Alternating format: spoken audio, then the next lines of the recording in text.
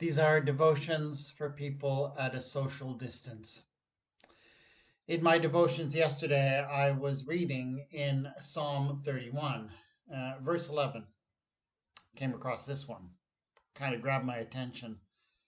I am the scorn of all my adversaries, a horror to my neighbors, an object of dread to my acquaintances. Those who see me in the street flee from me.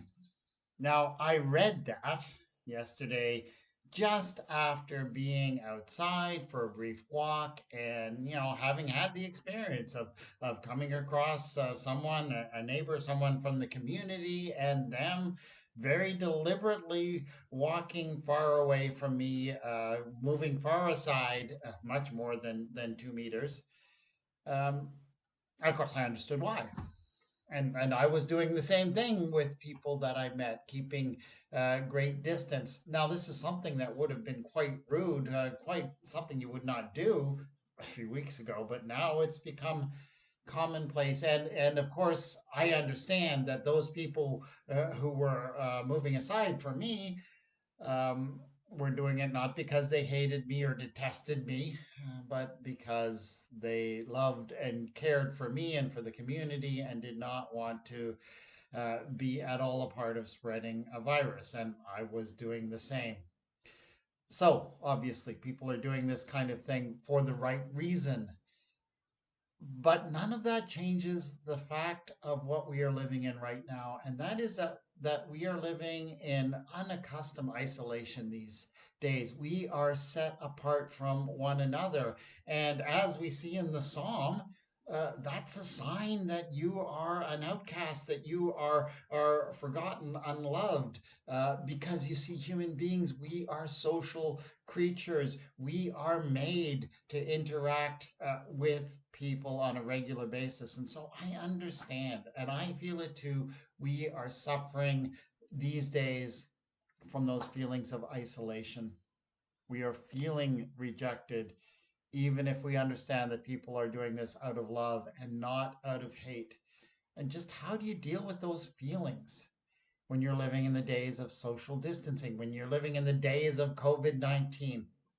So I read that devotion in this book, Lent for Everyone, and N.T. Wright, the author, um, goes on from there. Oh, now I've lost the page. And he says this. He applies this psalm to some of the events that are coming up, the events of Holy Week, the Passion of Christ. He writes this: But if so far as you know you have faithfully trusted and followed, and then find yourself in this kind of distress, lonely and misunderstood, it may be that this is simply part of your particular call to join in the prayer of Jesus, the suffering of Jesus, so that his life and joy may also be revealed in you and through you. We're doing this. We are living through a time of social isolation, which is hard for us as human beings, because it's the right thing to do, because we are following instructions, the instructions of medical experts and others.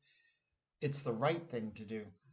And yet we still feel, and maybe feel very deeply, the loss and the deprivation and being apart from people we love and care for, and even from acquaintances that we cannot visit or see. And it's hard. We're doing the right things. You are doing the right things by following these isolation and distancing directives, but that doesn't change how you feel. So just take comfort in knowing that even if you are doing the right thing, it won't always feel like the right thing. You will deal with the consequences.